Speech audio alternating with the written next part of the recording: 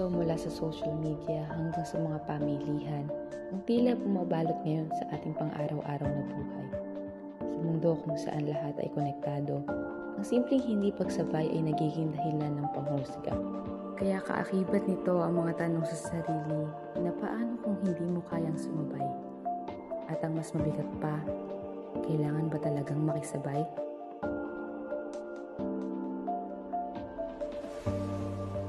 Kinapanayam namin ng ilang mga kabataan hinggil sa issue na ito. Narito sila. Ako po si John. Ilan tanong ko kayo dyan? Hindi sa Instagram.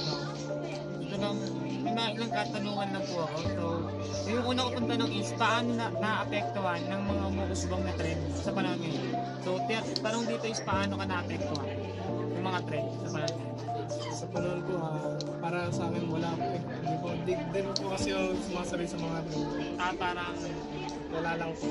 Wala lang po sa akin. sinuuna pa rin yung So, yung question, gaano ka kadalas tumatangkilik ng mga bagay na uso o trending? So, sa madaling salita, bumibili ka ba ng mga bagay na para sa pangangailangan mo lang o para sumabay ka lang sa mga panahon na Sa pangangailangan ko lang. pangangailangan? So, bumibili ka ba ng produkto dahil kailangan ito o dahil na-influensyahan ka lang o napipressure ka ng mga nasa paligid mo sa social media? Bumibili lang po ako pag kinakailangan ko. Pang sarili mo lang. Ang sarili ko lang. Okay, thank you po. Kayo po, nini po?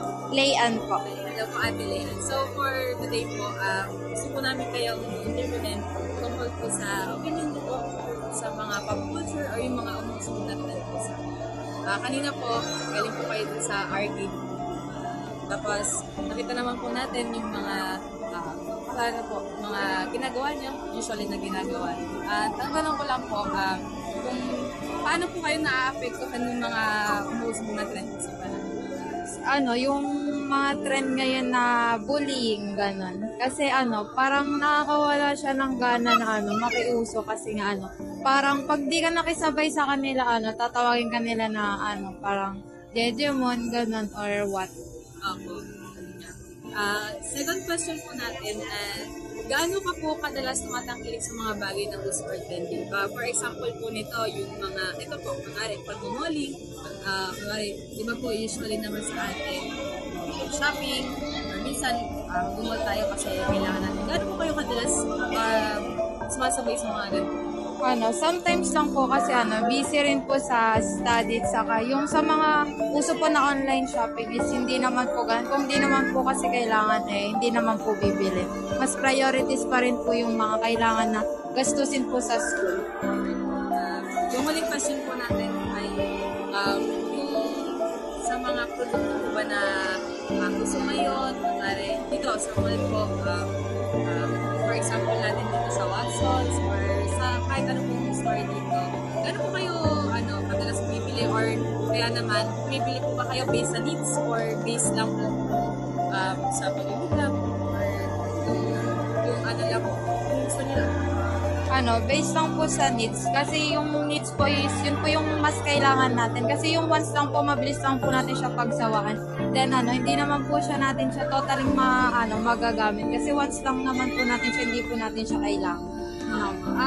For the very last question po pala, tingin niyo po ba yung trends ngayon ay positive yung epekto sa inyo or negative? Negative. Negative. Bakit po?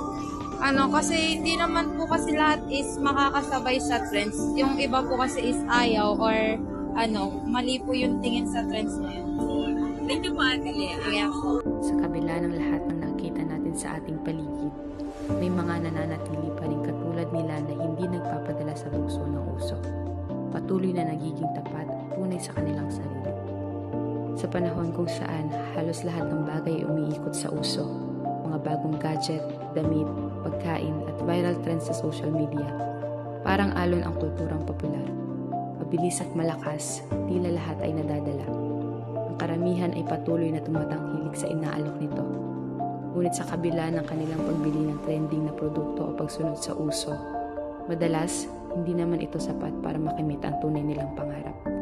Ang kulturang popular ay nagsisilbing salamin ng ating lipunan, ng ating pagkakakilanlan at ng ating mga pangarap na hindi madalas natutupad.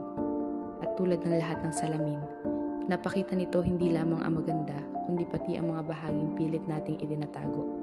Isang paalala ito sa atin na ang uso ay hindi palaging sukatan ng halaga o tagumpay. Sa huli, ang mas mahalaga ay ang pagiging totoo sa sarili at ang pagtutok sa kung ano ang talagang makabuluhan sa ating buhay.